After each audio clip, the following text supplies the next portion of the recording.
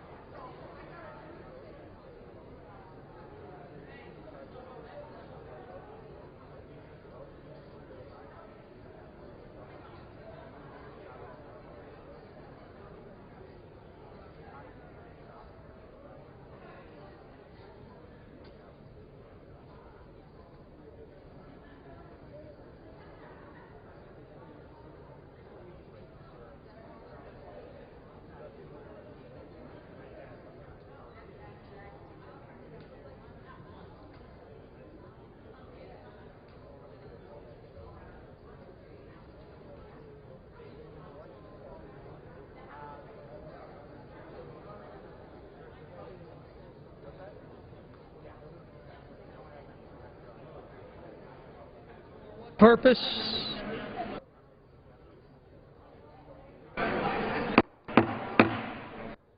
The House will be in order.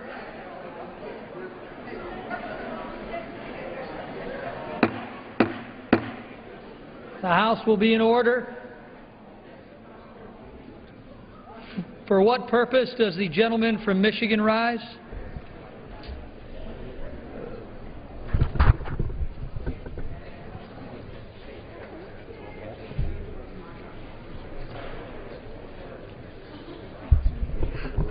For what purpose does the gentleman from Michigan rise? Mr. Speaker, pursuant to the rule, I call up H.R. 624, the Cyber Intelligence Sharing and Protection Act. Does the gentleman have a unanimous consent request for general leave?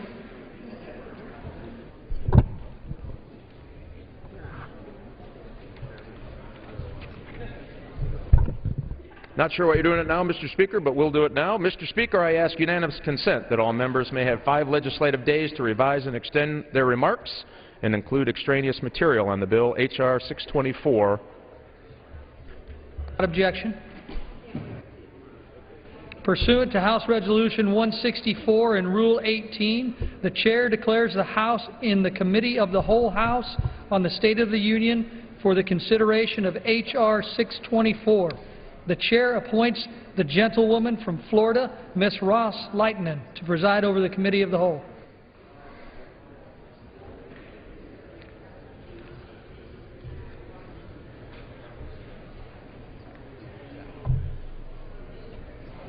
This is in the Committee of the Whole House on the State of the Union for the consideration of H.R. 624, which the clerk will report by title.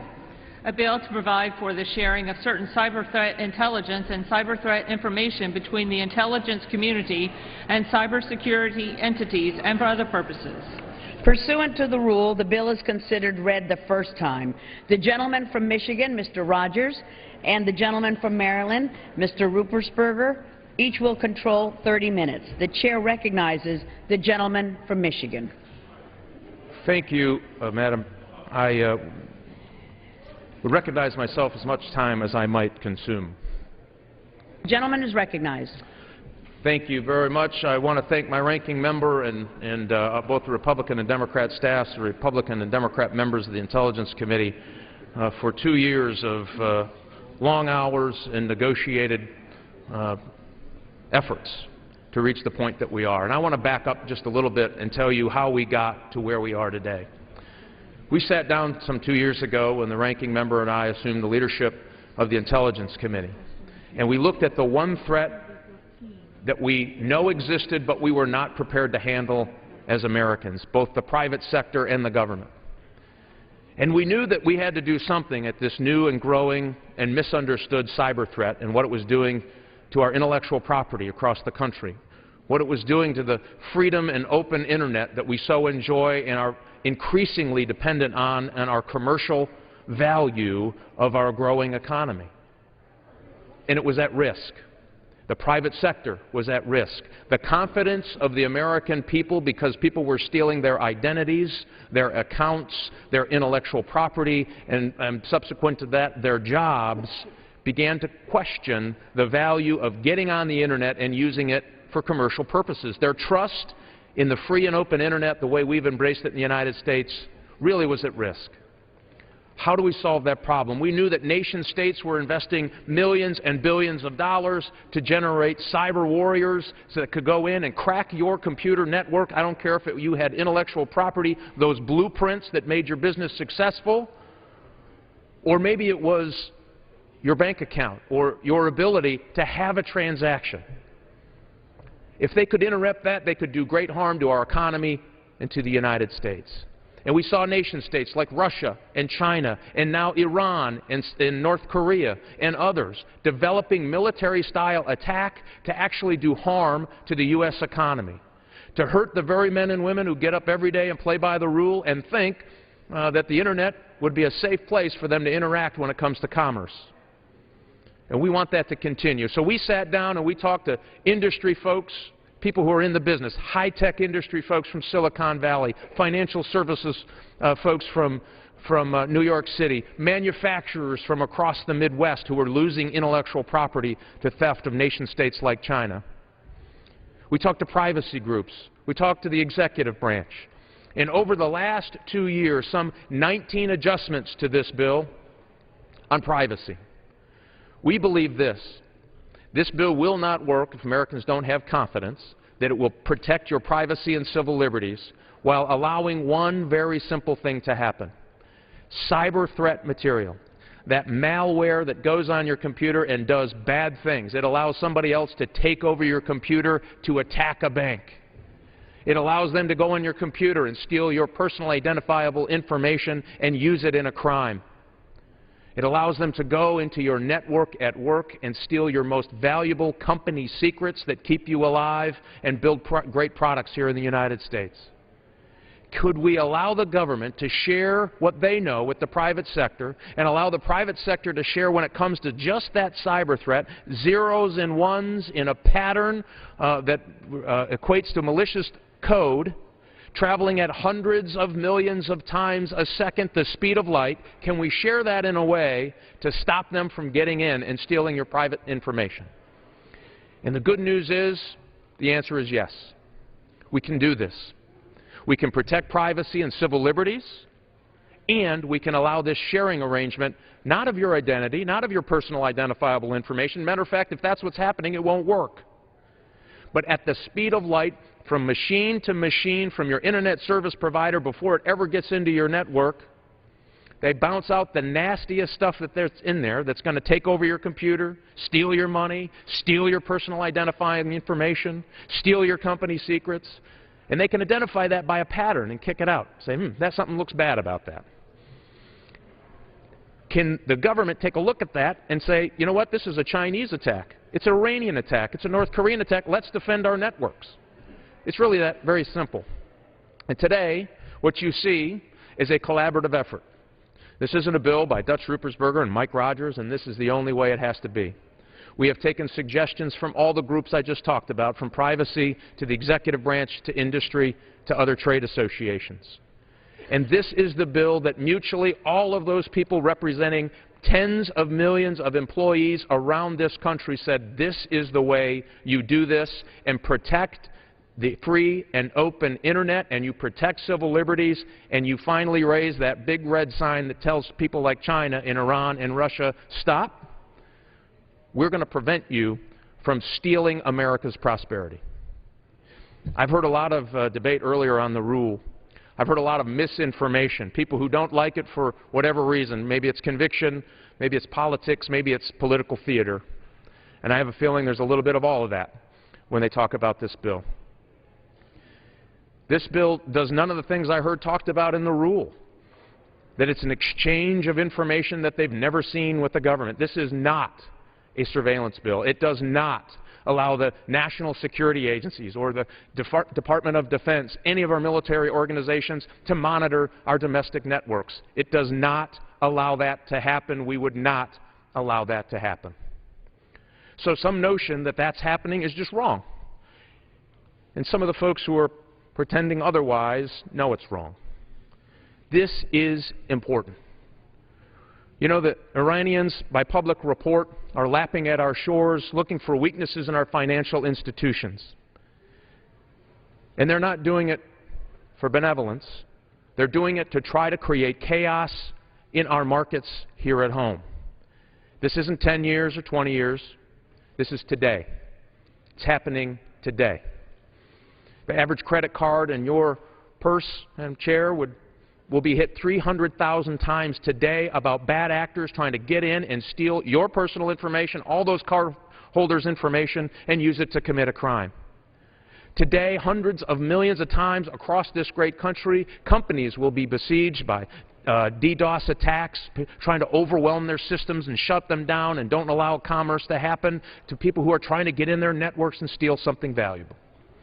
And this bill is that right balance between our privacy, civil liberties, and stopping bad guys in their tracks from ruining what is 1/6 of the U.S. economy. And it's that important, and it's important that we get at it today. And we must do more to improve our cybersecurity, and this bill is that vital first step toward that goal. Our intelligence agencies collect important information overseas about advanced foreign cyber threats that could dramatically assist the private sector. That information in the intelligence community is unique value added when it comes to our cybersecurity. Unfortunately, we are not getting the full value of those intelligence insights. As I said, the intelligence community is not monitoring the Internet. They don't know what's happening on the domestic Internet. So when there is a nasty piece of source code or malicious source code on attacking a private sector, the only way we're going to know that is if we and these folks are victims of crimes, by the way, if we allow them in a classified environment to share malicious source code, zeros and ones, in the right pattern with the government and say, hey, I am the victim of a crime, here's what it looks like, can you help? The government needs to be able to share this threat intelligence so that the private sector can protect its own networks. And the government's going to reciprocate. Our intelligence services go overseas, they find out what the bad guys are doing, they come back and protect the government networks. The problem is, because of laws and policies and procedures, we can't share that with the private sector so they can protect their own networks. Wouldn't it be great if they know what's coming? If you know what you're looking for, you can stop it.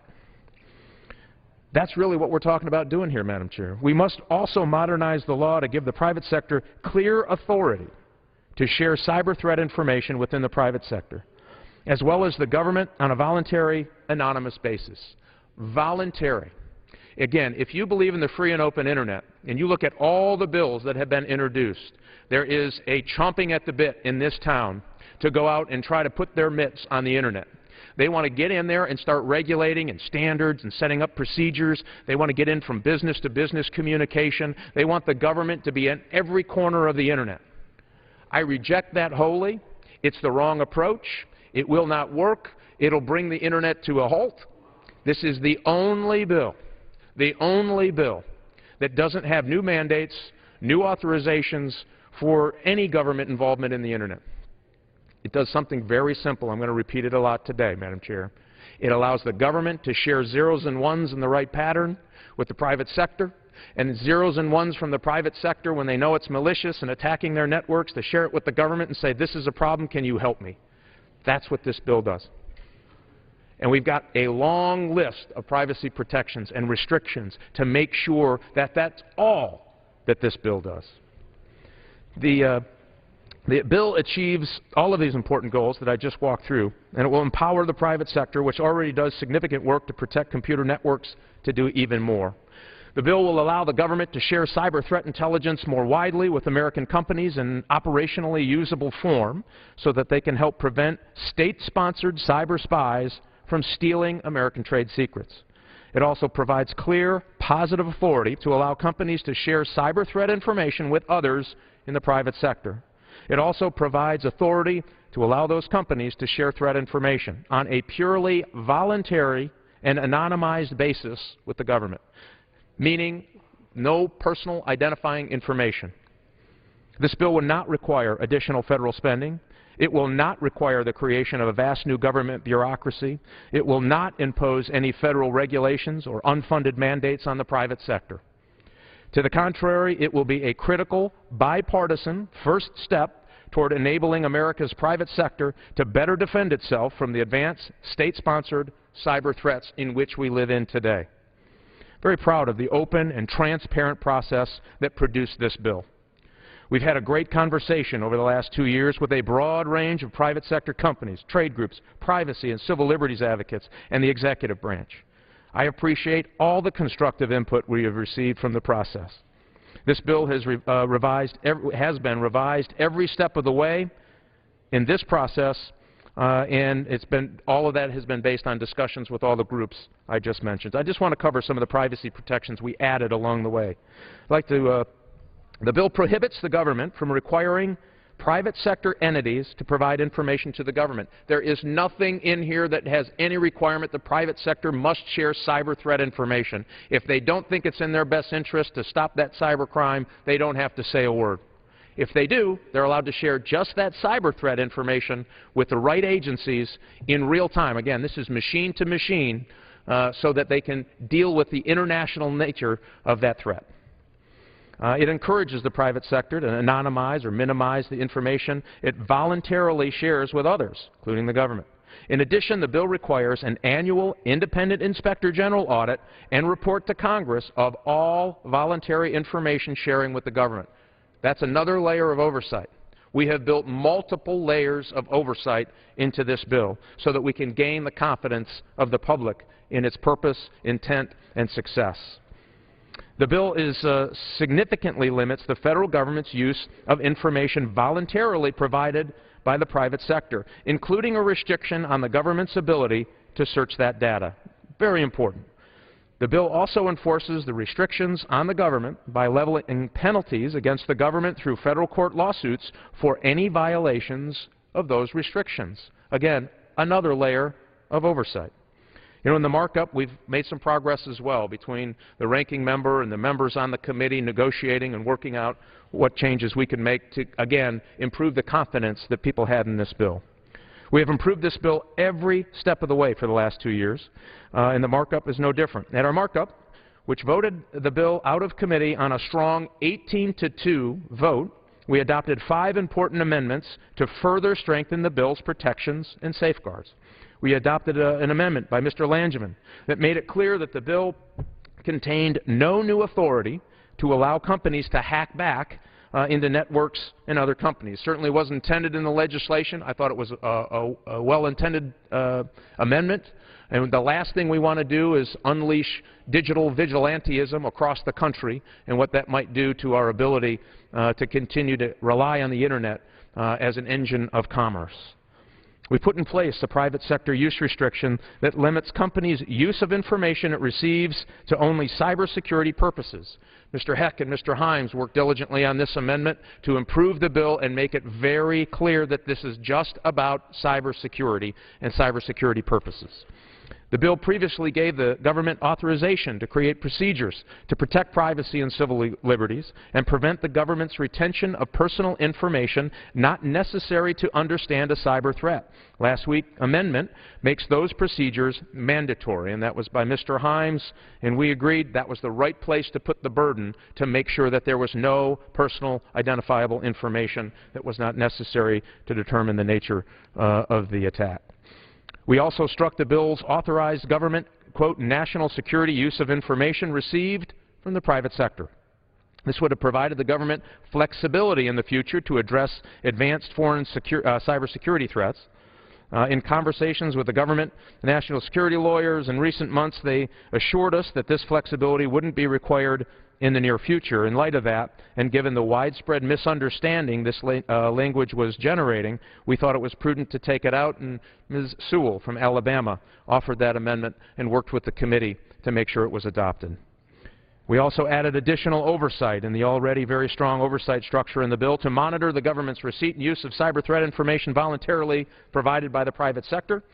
We added roles for the Privacy and Civil Liberties Board and the individual agency privacy officers to provide additional oversight of the government's use of information received from the private sector under this bill. I'm also very proud to co-sponsor an amendment today with Mr. McCall and Mr. Thompson, Mississippi, Mr. Ruppersberger and myself, that would put a civilian face on the privacy sector cyber information sharing with this government. It was a concern by many. It was something we had long debates and conversations on, and I think we came to an agreement that will at least end that debate. It puts the appropriate civilian face so that, again, people can have confidence in the intention of this bill and what it will do to protect cybersecurity on networks, or allow the private sector to protect their own networks and protect civil liberties of Americans. Other elements of the government, such as the intelligence community, receive the information they need to play their important roles, but only after it has been minimized and screened by a civilian entity like the DHS or in some rare cases the FBI. This bill already contains several levels of strong protections to ensure that it improves cybersecurity without compromising our important civil liberties.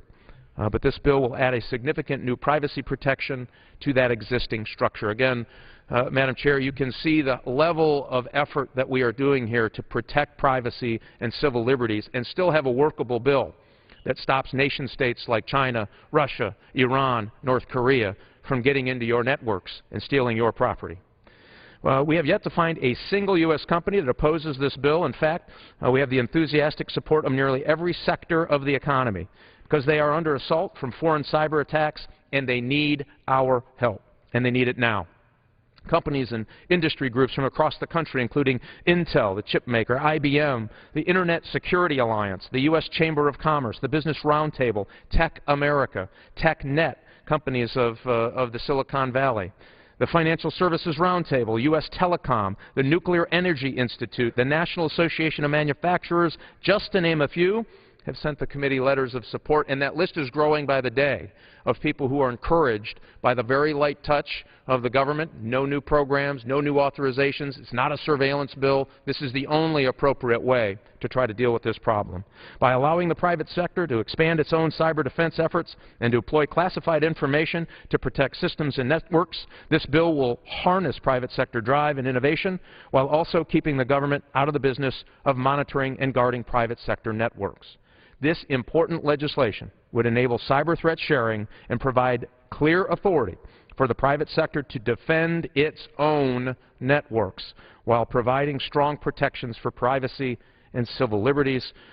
Madam Chair, with this great collaborative effort, with the effort facing this country, when you see this many Republicans and Democrats coming together, recognizing the threat and crafting a bill that meets that very important standard, this is the bill we should all stand up and enthusiastically support, and I reserve the balance of my time. The gentleman from Michigan reserves the balance of his time. For what purpose does the gentleman from Maryland seek recognition? Yes, Madam Chairwoman. Thank you. I'd like to yield maybe 5 seconds. Mr. Peter Ayers from Illinois. The gentleman from Illinois is recognized. Yes, a unanimous consent that my statement in support of the bill be entered into the record in support of the agreement that the committee brings The before the full gentleman's House. statement will be covered under general Thank you, leave. Madam Speaker. The gentleman from Maryland is recognized. And Madam Speaker, Chairman Rogers and I are here today to discuss the Cyber Intelligence Sharing and Protection Act, known as CISPA. The bill simply allows the government to give cyber threat intelligence to the private sector to protect its networks from cyber attacks. I don't want to repeat a lot of what the chairman has said, but first thing I want to do is to acknowledge the leadership of the chairman.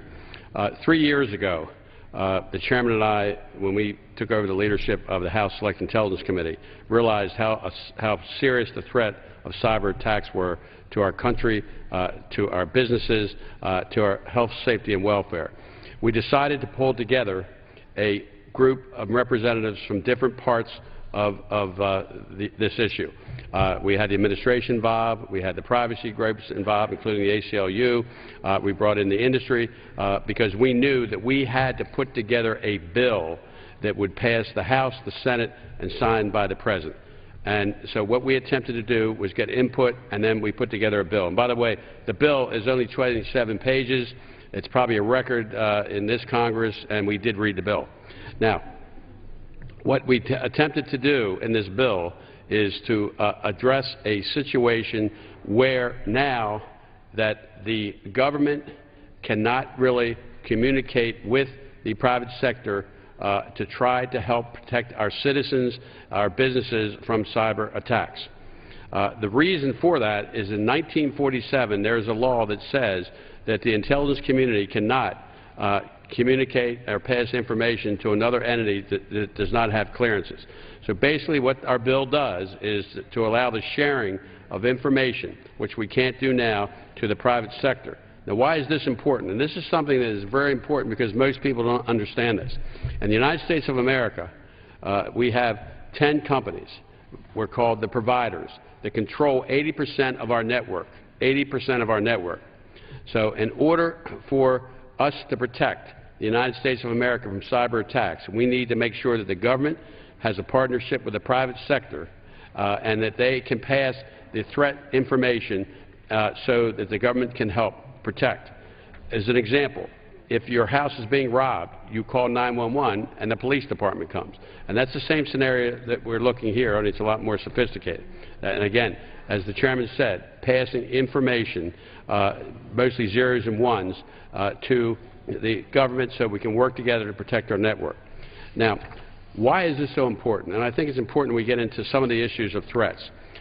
Just recently, we understand and we know that the Washington Post, New York Times, the Wall Street Journal were cyber attacked. And basically, it's our understanding that they did this, especially China, to intimidate the paper sources within China.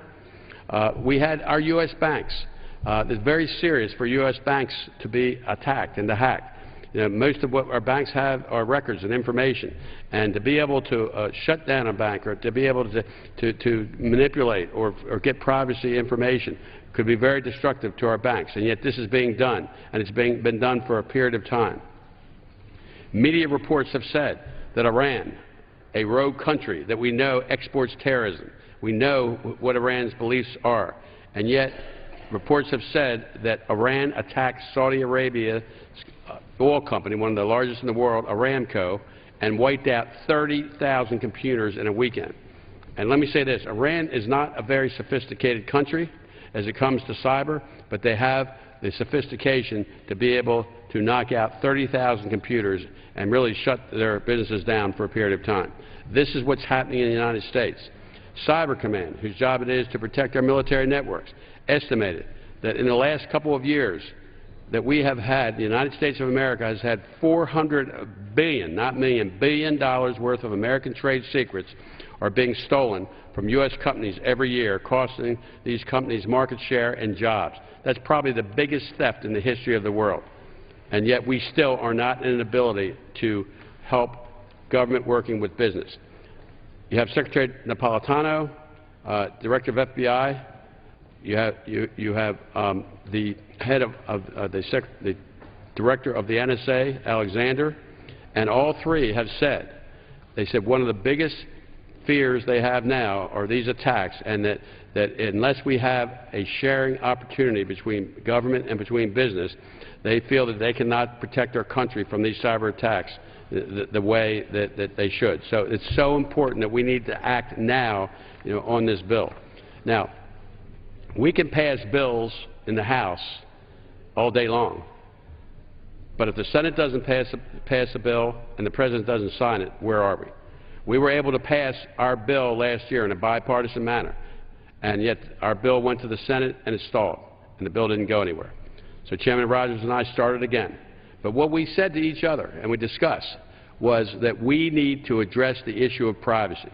Because even though we felt strongly that our bill does protect privacy, we knew there was groups out there, especially the privacy groups, that felt that there was not enough protection in our bill.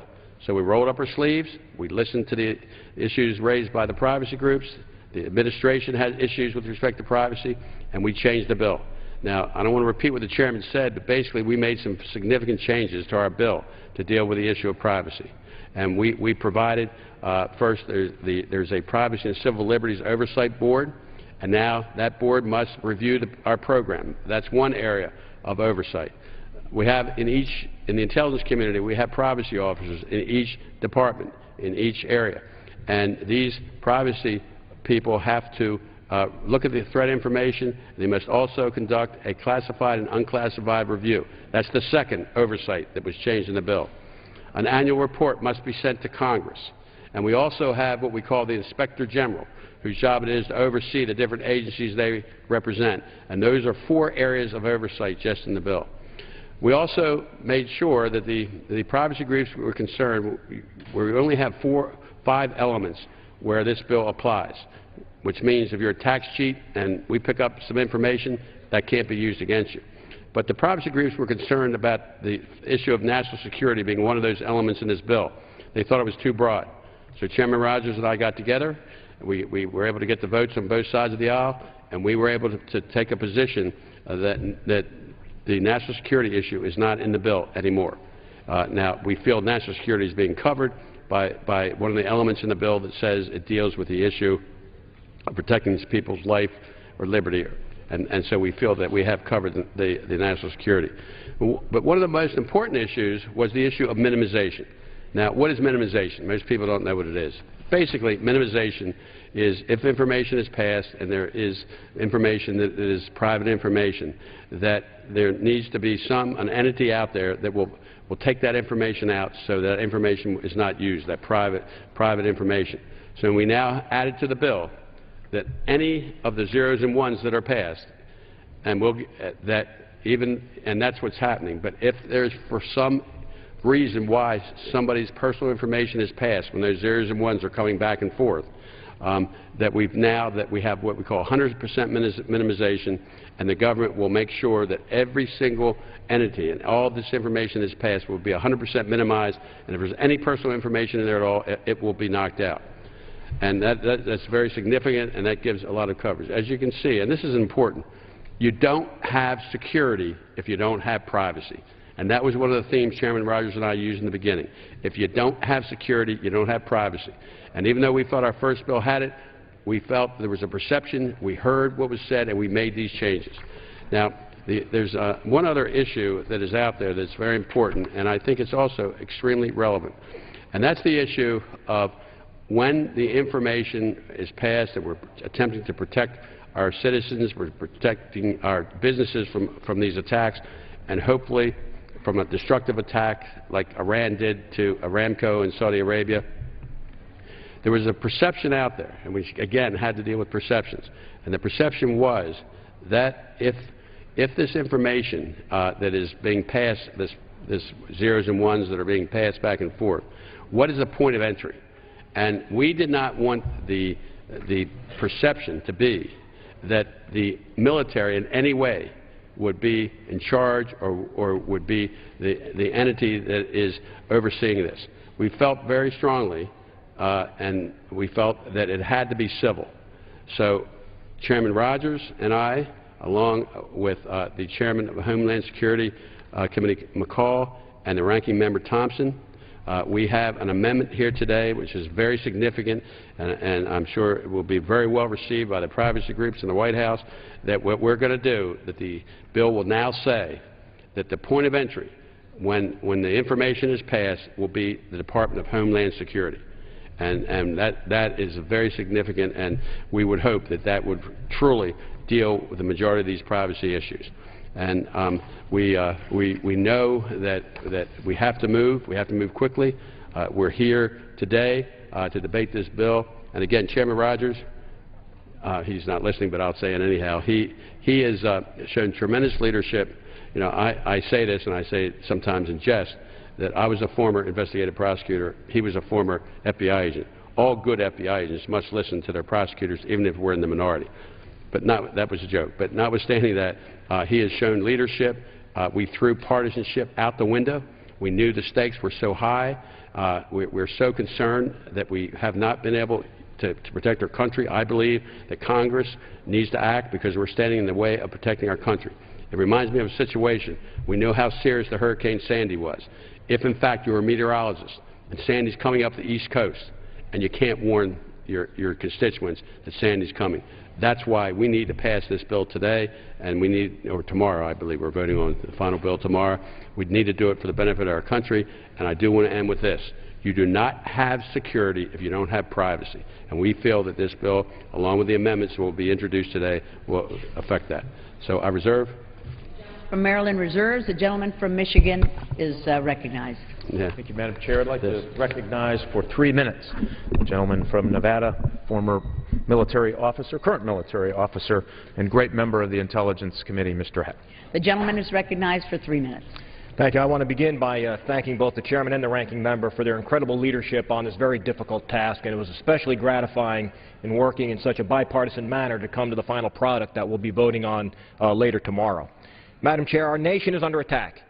Every day, every hour, every minute, cyber attacks on our nation's networks threaten our economic and national security. And that is why I rise in support of H.R. 624, the Cyber Intelligence Sharing and Protection Act. Whether it is hacktivists attempting to disrupt services, criminals intent on stealing personal information, spies looking for intellectual property or trade secrets, or nation-states searching for military and security vulnerabilities, our networks are at risk. Cyber looting puts U.S. businesses at a competitive disadvantage, threatening jobs and our private information. The same vulnerabilities used to steal intellectual and personal property are also exploited to target America's critical infrastructure, such as our electrical grids and our banking and financial institutions. These cyber weaknesses make the intelligence sharing provisions within H.R. 624 so vitally important. However, as we seek to secure and defend the U.S. economy and our country's critical infrastructure, we must be mindful of our nation's founding principles. We must ensure that we protect our citizens' privacy and civil liberties. The House Permanent Select Committee on Intelligence has sought the input of and worked closely with privacy and civil liberties groups to strengthen the bill and provide necessary individual protections.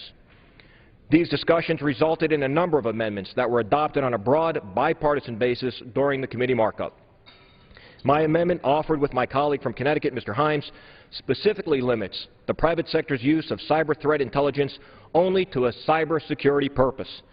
This provision addresses the concerns and misperceptions that private sector companies could have used this information for marketing and other commercial purposes. Another amendment requires the establishment of minimization procedures to limit the receipt, retention, and use of personally identifiable information, or PII. In the unlikely event that PII is inadvertently shared, this provision will prevent the government from receiving and or maintaining that information while still ensuring rapid transmission of critical cyber threat intelligence necessary to protect our systems. Yet another amendment narrows the authorized use of shared cyber threat intelligence by striking the provision providing the government broad authority to use this information for national security purposes. All of these bipartisan amendments will provide the private sector the necessary tools to protect its own networks, while at the same time providing critical protections for privacy and civil liberties. This legislation represents an important first step towards securing our nation's intellectual property and critical infrastructure from cyber attack, and I urge my colleagues to support its passage. Again, I thank the chairman and the ranking member for their leadership and yield back the balance of my time. The gentleman yields back. The gentleman from Michigan reserves, and the gentleman from Maryland is recognized. Speaker, I now ask Mr. Thompson, a senior member of our committee. He worked very hard on this bill. He's been with us the last 3 years, attempting to pass a bill that will help our country and protect us. I yield Mr. Thompson 2 minutes. The gentleman from California is recognized for 2 minutes. Thank you, Madam Speaker. I thank the gentleman for yielding, and I thank both the ranking member and the chairman for their good work on this measure and for including all of us in trying to build a better product. And clearly the threat of a devastating cyber attack is real, and as has been mentioned by a number of previous speakers, can't be understated. Advanced cyber attacks from China and other nation-state actors are stealing hundreds of billions of dollars worth of cutting-edge research and development from our U.S. companies and even from our federal government. That's why it's essential that the business community and the federal government work together to share cyber threat information for the purpose of protecting the American people from the fallout of cyber attacks and cyber hackers. While it's important that we protect against cybersecurity, the threat of cybersecurity, it's equally as important that we recognize the responsibility to protect the constitutional rights of law-abiding citizens.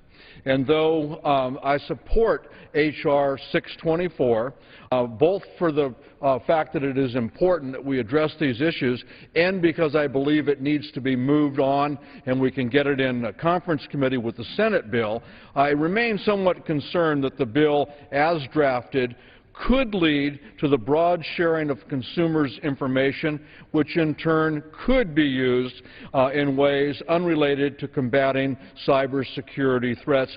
And I emphasize could be used.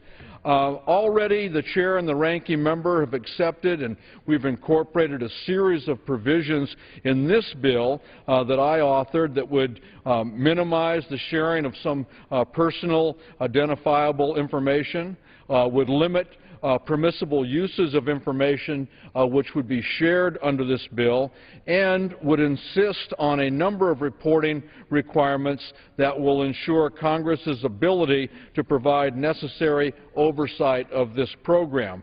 And taken... Expired. 30 more the gentleman seconds. from Maryland is Yes, do you know how much more time? The gentleman's time has expired. I'll yield 30 seconds. The gentleman is thank recognized you. for 30 seconds. So taken together, these provisions will improve the transparency and the accountability of this bill.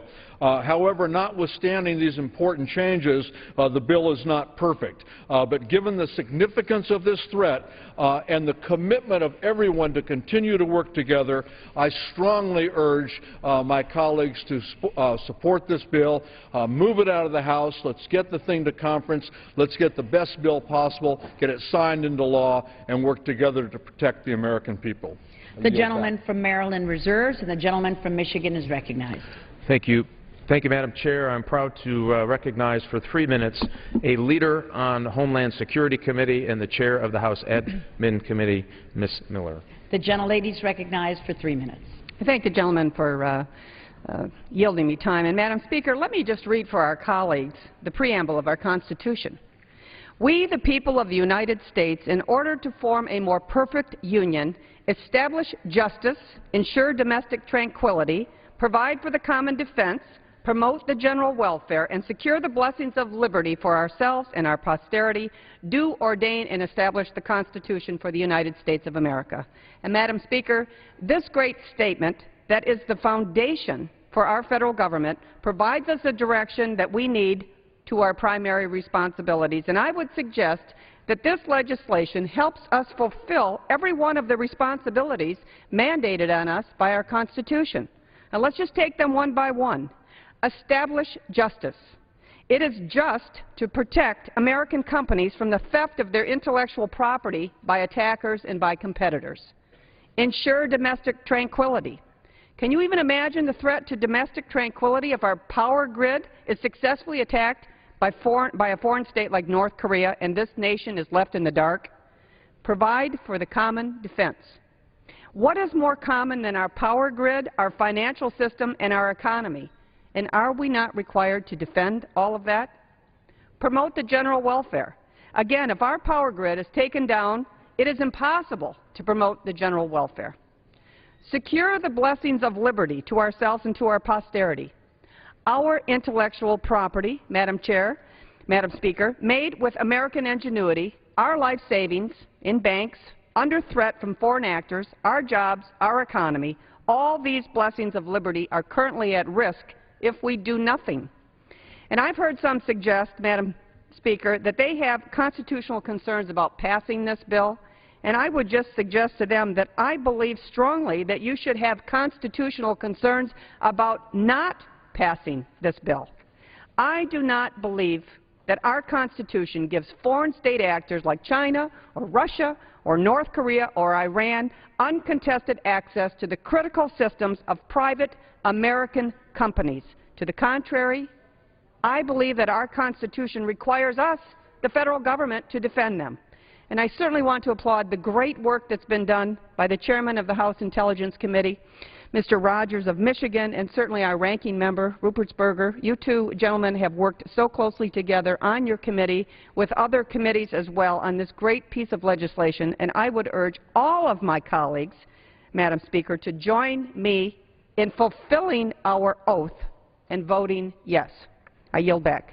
The gentlelady yields back, and the gentleman from Michigan reserves. The gentleman from Maryland is recognized. Yes, Madam Chairman, I yield Mr. Onyard, the great member from the state of Illinois, 2 minutes. The gentleman from Illinois is recognized for 2 minutes. Madam Speaker, I rise today in support of this important legislation. The threat we face today from cyber attacks poses a clear and present danger that must be addressed. When I was sworn into Congress to represent the people of Southern Illinois, I took a vow to protect them from all enemies, both foreign and domestic. It was not the first time I took such an oath. By supporting CISPA, we move to fulfill our oath. I know there are good Americans who oppose this legislation because they believe the protections for civil liberties and privacy don't go far enough. But we must not let the perfect be the enemy of the good. This bill prohibits the government from forcing private sector entities to provide information to the government. It places restrictions on the use of any data voluntarily shared. The bill provides for strong congressional oversight. These are tremendous victories to protect our civil liberties. I support this bill because American jobs hang in the balance. Every day our companies are subject to cyber attacks seeking to steal valuable trade secrets which deprive American citizens of high-paying tech jobs. Locally, my hometown grocery store in Southern Illinois, Schnucks, was recently hacked and customers' debit and credit card information was compromised, making many of my constituents vulnerable to theft. I cannot stand by and let an opportunity to prevent such actions pass me by, which is why I stand in support of this legislation. To protect the jobs of those who work to build planes at Boeing and Belleville or workers at Afton Chemicals in Sauget, I must support this legislation. To ensure that those who make weapons to defend our country at General Dynamics in Marion, Illinois, don't lose their jobs because some Chinese hacker has stolen proprietary information, I must support this legislation. As the weapons of warfare change and adapt, we must make the necessary adjustments to protect our nation while adhering to our founding principles. I urge my colleagues to join me in support of this act. The gentleman's time has expired. The gentleman from Maryland reserves. The gentleman from Maryland has 14.5 minutes remaining, and the gentleman from Michigan has 5.5 minutes remaining. Madam Chair, I would recognize for 2 minutes the distinguished gentleman from Kansas and former military officer, Mr. Pompeo. The gentleman from Kansas is recognized for 2 minutes. Great. Thank you, Madam Chairman. I want to thank Chairman Rogers and Ranking Member Rupertsberger for all their hard work over many months, now years, in bringing this to where we are today, and all the committee staff that worked so hard to bring it to this point as well. You know, I like to keep things pretty simple.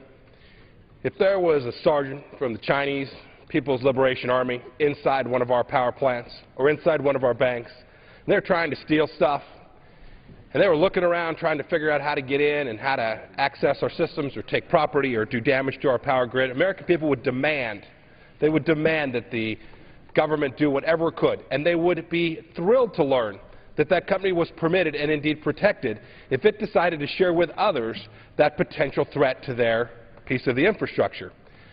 That's what we're doing today. You know, the world has changed just a little bit. Just this last month, the last M1 tank left Europe. First time we haven't had a tank in Europe since D-Day, when the great Kansan invaded on the great quest to free us from Nazi totalitarian domination. There are no tanks. We fight in a different world today. We use the word cyber, and sometimes folks forget what we're really talking about. We're talking about nation-states trying to do terrible harm to American interests, to American property, and indeed to American civil liberties. Now, in the last minute I have here, I want to talk about a couple of myths that have arisen about this piece of legislation. When I first learned about it, I too shared some of the concerns about what might be happening, what might take place here. And I offered an amendment last year. It's now incorporated into the bill, and now dozens of such amendments to make sure, belt and suspenders, that we protected civil liberties. You know, I've heard the myth propagated that this piece of legislation violates contract rights, that somehow through CISPA we're going to take away the ability of people to negotiate privately for contractual things that they want. I don't know how that could be. This bill is purely voluntary. It mandates that no one participate. It simply allows businesses to voluntarily participate and share information they have about attacks that have been foisted upon them. I've heard a second myth. I've heard this myth that this will authorize warrantless searches across the United States Gentleman's of America. time has expired. Yeah, 30 more seconds. I would extend 60 seconds to the gentleman. The gentleman is recognized for 60 seconds. Thank you, Mr. Chairman. It talks about warrantless searches all across America. The legislation does no such thing. It's a short bill. It's 26 pages. I would urge everyone to go read it for themselves. It fairly clearly limits what government may do, what government information government may receive. It limits what private companies can share with government and amongst themselves. It that limits what government can do with that information once it's received. It has greatly cabined what is going on here. Its design is simple. It is to make sure that all of the information about direct attacks on America are widely known, easily disseminated, and available for all to help in the protection of the American state.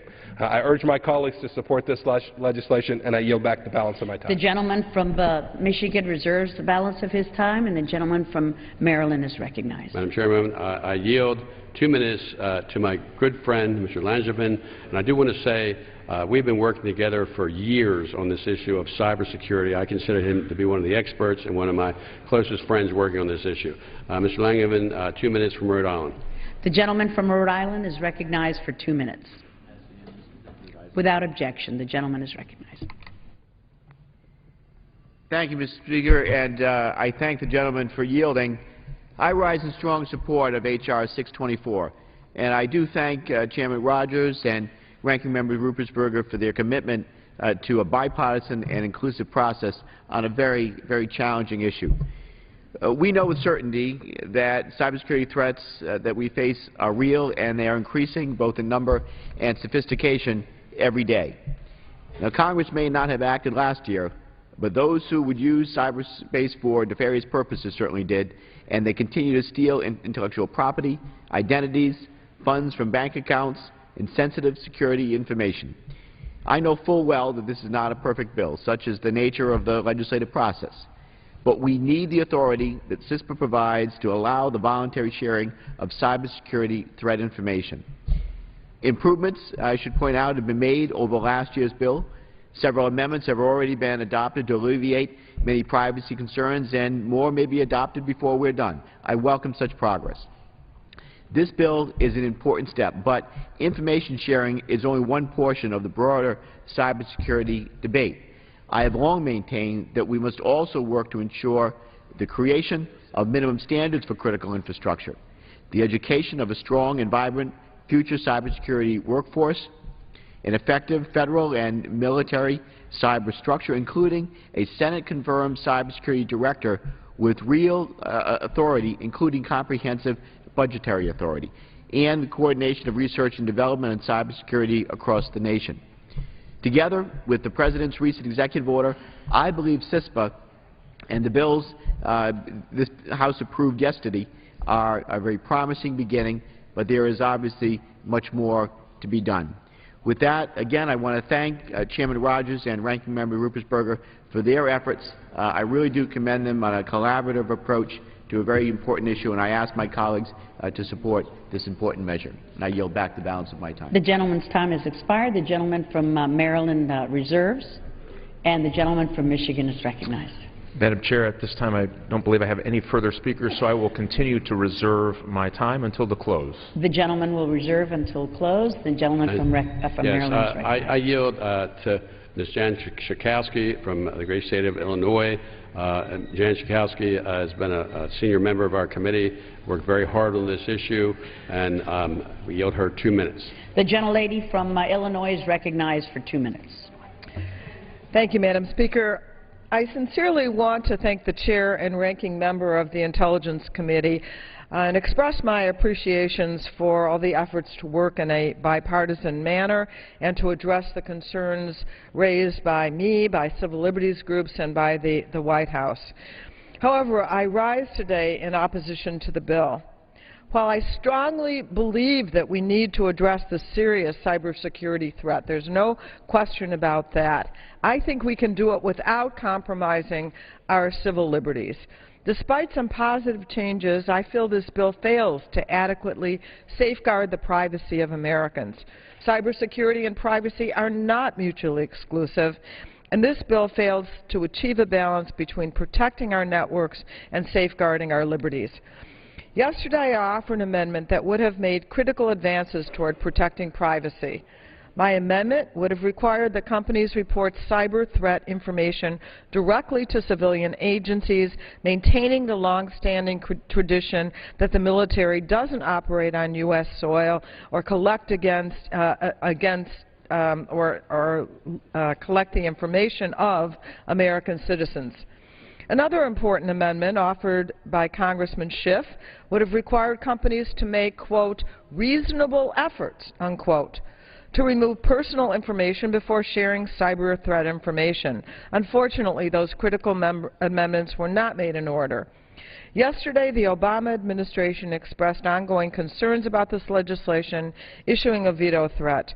I share the President's concern, despite positive changes, that this bill falls short in several key ways.